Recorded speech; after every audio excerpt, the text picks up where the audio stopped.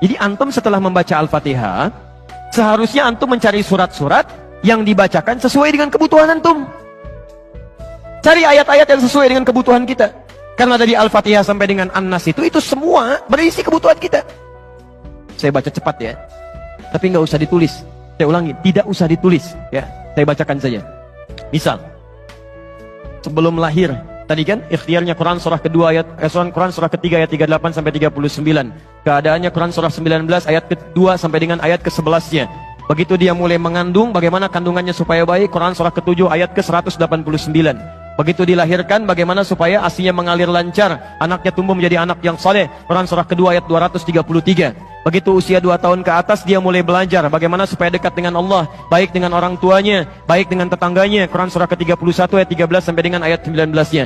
Kemudian dia mulai belajar supaya cepat menangkap pelajarannya, Quran surah 9 ayat 122. Supaya meningkat prestasinya, Quran surah 58 ayat yang ke-11. Kemudian dia mulai meningkat lagi pendidikannya, mulai mendapatkan teman-teman bergaul. Bagaimana supaya tidak bisa merubah keadaannya, supaya lebih dekat dengan Allah, tidak terjebak dalam pergaulan bebas. Quran surah ke-49 ayat ke-13-nya. Ada yang serius datang mau melamar, bagaimana menyikapinya? Quran surah ke-4 ayat yang ke-4. Terjadi pernikahan, Quran surah 30 ayat ke-21. Setelah menikah, bagaimana membagi tugasnya supaya tidak gelisah dalam pembagian tugas, tidak saling menyingkirkan satu dengan yang lainnya. Quran surah ke-4 ayat 34. Setelah dia menikah, suami mulai mencari nafkah.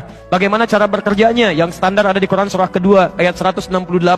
Kalau mendapatkan ingin yang lebih mudah lagi, Quran surah kedua ayat 172.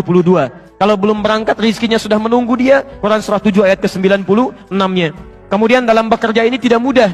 Istri harus merawat anaknya, merawat rumah tangga. Kadang-kadang anaknya sulit diatur, mengatakan pada perintah ibunya, mengatasinya Quran surah ke-17 ayat ke-23. Itu dua-duanya sama-sama capek. Jangan dikira yang pergi ke kantor saja, ibu pun merawat anak juga kadang-kadang ada rasa lelah. Bagaimana mengatasinya? Kalau lelah-lelah sedikit, itu ada di Quran surah ke-26 ayat ke-80. Kalau sudah mulai menjadi penyakit, bahkan kata dokter nggak ada obatnya, bagi Allah nggak ada yang mustahil. Quran surah ke-21 ayat 83 sampai dengan 84. Kadang-kadang Anda yang bekerja, ada orang yang tidak suka dengan Anda. Ada yang usil, ingin menyingkirkan Anda, menyungkurkan Anda. Ada perlindungan dari Allah di Quran surah ke-17 ayat 79 sampai dengan 81. Kalau ada yang membuat diri Anda tersesak sampai mengatakan, ya Allah kenapa dia begini, ya Allah apa nggak ada solusinya? Selalu ada. Amalkan di Quran surah ke-21 ayat 87 sampai dengan ayat ke-88-nya. Sampai Anda beraktivitas lagi, mendapatkan kesenangan hidup, harta mulai melimpah, Masya Allah, rumah semakin luas. Syukuri itu semua dengan mengamalkan tuntunan di Quran surah ke-14 ayat yang ke-7-nya.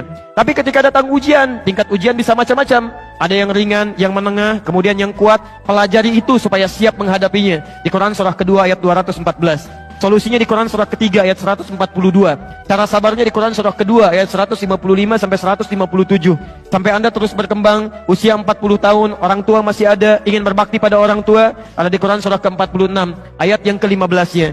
Sampai kemudian Anda semakin sepuh, mengatakan, ya Allah, apakah saya akan hidup untuk selamanya? Tidak. Satu saat kamu akan meninggal. Bagaimana cara meninggalnya, ya Allah? Kamu akan kedatangan maut di Quran surah ketiga ayat 185. Maut itu datang lewat malaikat yang diutus, Quran surah 32 ayat yang ke-11. Bagaimana cara diambilnya, ya Allah? Kalau kamu ingin tenang diambilnya, kerjakan amal soleh, maka kamu akan dipanggil dengan kalimat yang menenangkan. Ya ayyatuhan nafsul mutmainnah, Quran surah 89 ayat 27 sampai dengan ayat 30. Tapi kalau kamu banyak amal salah, tidak ada amal soleh, maka panggilannya akan sedikit menegangkan. Quran surah ke-8 ayat ke-50 sambil dipukulin malaikat. Ya Allah, saya telah mengalami malam pertama di alam dunia. Bagaimana malam pertama di alam kubur? Apakah menyenangkan atau ada persoalan? Kalau ingin senang, Quran surah ke-3 ayat 169 sampai 172. Kalau kamu ingin sedikit menegangkan sambil ditampakkan neraka jahanam dari mulai pagi sampai dengan sore, boleh. Ada di Quran surah ke-40 ayat 46 sampai dengan 47-nya. Ya Allah, bagaimana suasana hisab? Apakah menyenangkan atau tidak? Kalau kamu ingin masuk surga tanpa hisab, langsung masuk mendapatkan berita gembira surga, ada amalannya di Quran surah kedua ayat 25. Tapi kalau kamu misalnya banyak amal salahnya, mengabaikan perintah Allah, bahkan kamu bisa masuk neraka tanpa hisab. Ada di Quran surah ke-18 ayat 100 sampai dengan 101-nya. Ya Allah, bagaimana suasana surga nanti, ya Allah? Ayo kerjakan amal soleh. Ada surga bersama Rasulullah tingkat yang paling tinggi. Amalan di Quran surah ketiga ayat 31, Quran surah 59 ayat yang ke-7, Quran surah 33 ayat 21. Ada surga yang di taman surga yang memberikan langsung Allah, bisa melihat Allah tanpa hijab. Quran surah 75 ayat 22 sampai dengan ayat 23. Ada amalannya di Quran surah ke-51 ayat 15 sampai dengan ayat 23. Ada surga seluas langit dan bumi. Kemanapun kamu beraktivitas tidak akan pernah menemukan ujungnya. Quran surah ketiga ayat 133 sampai dengan 134.